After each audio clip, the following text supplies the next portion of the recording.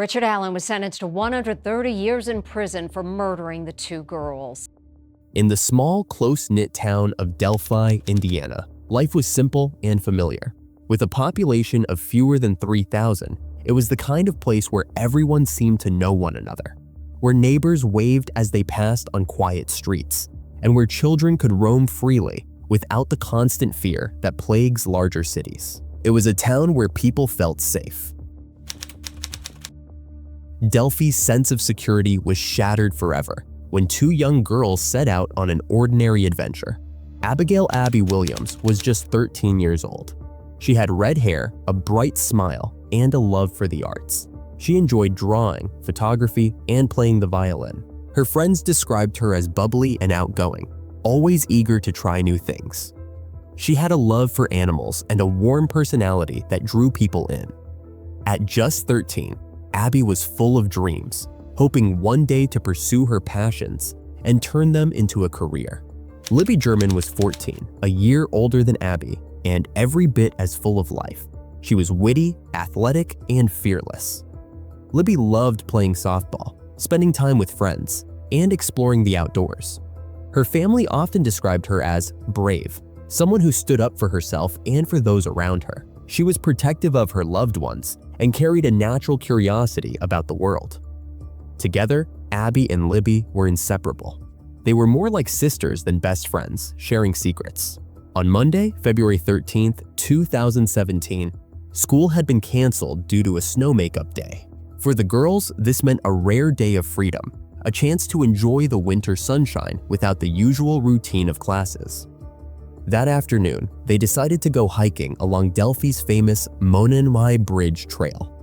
The bridge itself was an abandoned railroad trestle, stretching 853 feet across Deer Creek.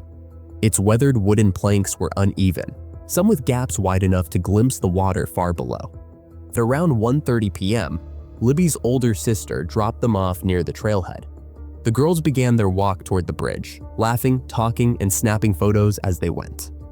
At 2:07 p.m., Libby posted a Snapchat photo of Abby walking across the bridge, her arms tucked into her sweatshirt as she carefully stepped along the old wooden planks. The photo seemed innocent enough at the time, but it would later become infamous as the last known image of Abby alive. What happened in the moments that followed would haunt Delphi forever. Libby, sensing something wasn't right, pulled out her phone and began recording. On the screen appeared a man in jeans, a blue jacket, and a cap. He walked steadily toward the girls, hands in his pockets. From the recording came a chilling command in a deep, measured voice. Go down the hill. When the girls didn't return home that evening, their families grew concerned. Phone calls went unanswered, and as the sun dipped below the horizon, fear began to take hold. By nightfall, volunteers and police were searching the wooded trails, calling out the girls' names, their flashlights cutting through the darkness. Hope lingered that Abby and Libby had simply gotten lost. But the following morning, Valentine's Day, brought devastation. Their bodies were discovered in a wooded area near Deer Creek. Investigators quickly turned to the evidence Libby had left behind. Her phone had captured both video and audio of the suspect, forever remembered as Bridge Guy. Police released a still image from the video, showing the man walking across the bridge. They also released a short audio clip of his voice, the three words that chilled everyone who heard them: down the hill.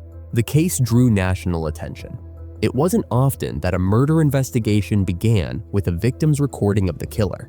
Detectives worked tirelessly, examining every possible lead. 2 sketches of potential suspects were created, one of an older man and another of a younger-looking individual. The discrepancy confused the public and generated frustration. Theories swirled through social media and true crime forums. Was the killer a local, a passerby, a stranger who had targeted the girls by chance? The families of Abby and Libby refused to give up hope. They held vigils, organized fundraisers, and continued to plead for information.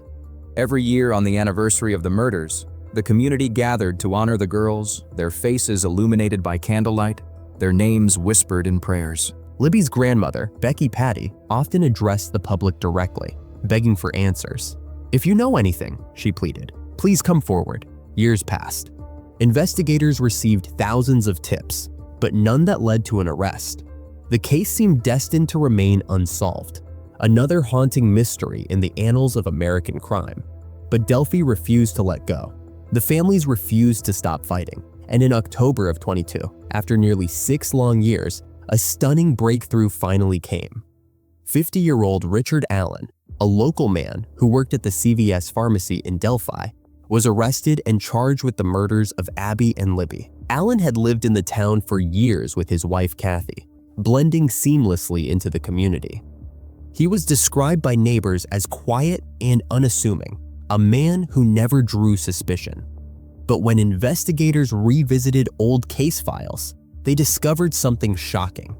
That discovery set off a renewed focus on Allen.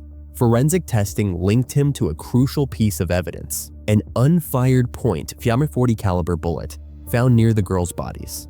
Ballistics confirmed it matched a Sig Sauer pistol owned by Allen. Investigators believed he had used the gun to intimidate the girls before stabbing them. The trial began in the fall of 2024. By this point, Delphi had waited nearly 8 years for justice. The courtroom was tense, packed with family members, journalists, and locals who had followed the case since the beginning. The prosecution presented Allen's own words as evidence. In recorded jailhouse phone calls with his wife, he confessed, "I did it. I killed Abby and Libby." Kathy tried to deny it, responding, "No, you didn't."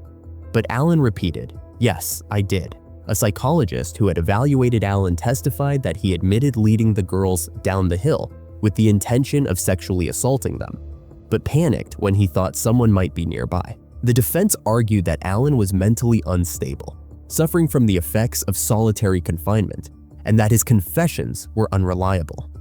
But the jury wasn't swayed.